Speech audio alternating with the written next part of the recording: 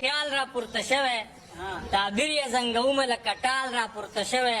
مهدي په مقابل کې د دجال را پورته شوی او زما په دې نظام باندې یو سوال را پورته شوی په لاره په ولا او په سړک جاګیرداري ده د هر چا نه جوړ شوی دی ملک جاګیرداري ده د خټو د بیګار او د کنډک جاګیرداري ده د جنګ د شرګندو په ټوپک جاګیرداري ده نو د چا په دسترخوان چې په یو وخت کې څومره بیاج دی نو دومره د غریب د لوږې ټول عمر علاج دی طبقات دي تضادات دي اګري نګري د ړوند راج دی ای دې ته که څوک وایي چې سماج دی دا سماج دی نو زما د دې سماج د بدلولو منصوبه ده زما سره په تاسو کې د چا چا اراده ده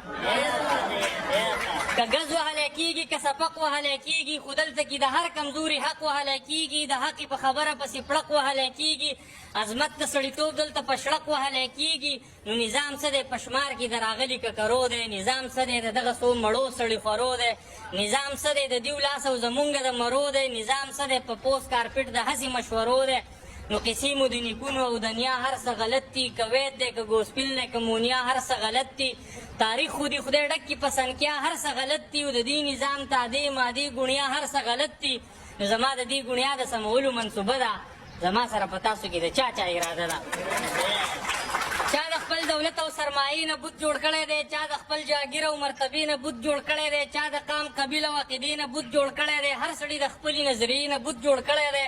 چا د خپل پټکي د قرقرې نه بوت جوړ کړی دی چا د نام نهاد امامې نه بوت جوړ کړی دی چا د خوشامندو د سیلې نه بوت جوړ کړی دی چا د زور او غصب د قصې نه بوت جوړ کړی دی نو ریچ پریچ کول به غواړي دا وهم او دا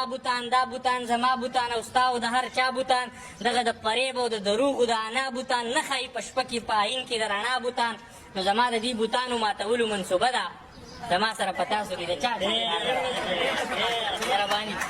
مهرباني یا حاجي حج دې مبارک شه خو نهر نه وینې هر کال دې حج دی خو بې کوره در په در نه وینې لاره کوڅه کې خپیاب له خپې او سرتور سر نه وینې ګناه دې وینې د غربت د وبا غر نه وینې او ستا د سرود د محفلونو نه قربان خانجي لکونه شنې قودې نه چکې په یو آن خانجي چېرته په خیال کې دې راغل دي غریبان خانجي ستا کوټهیز د ټوک ډوډۍ دي په ارمان خانجي نو په یو نیم بني ادم باندې څه بل شانته نیستي ده او په یو نیم بني ادم باندې شه بل شانته هستي ده د چا ماړه هرګیز ښادي په چا باندې قاطي ده او رښتیا خبره ده د دا زیاتي برخه زیاتي ده نو زما د دې زیاتي مال د ایښلو منصوبه ده زما سره په تاسو کې د چا چا اراده ده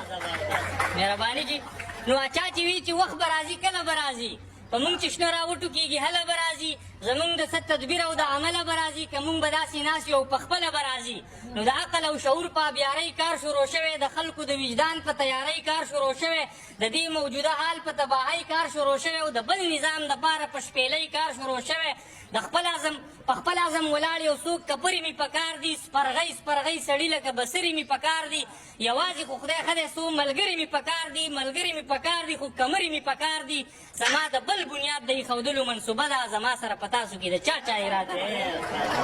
نابود شو تورانه که توتخورکه له وحشته په ګلم کېناستی نشي لولکه له وحشته زمونږ زندګي هم کنجیلکه له وحشته بدلون داسې چې خلاصه شي دا ځمکه له وحشته بدلون چې اډانه روح شعور وي او وجدان وي بدلون چې اساس او مرکزي نقطه انسان وي بدلون چې پکې یو موټی دا ځمکه او اسمان وي بدلون چې بنیاد د ژوندانه سازو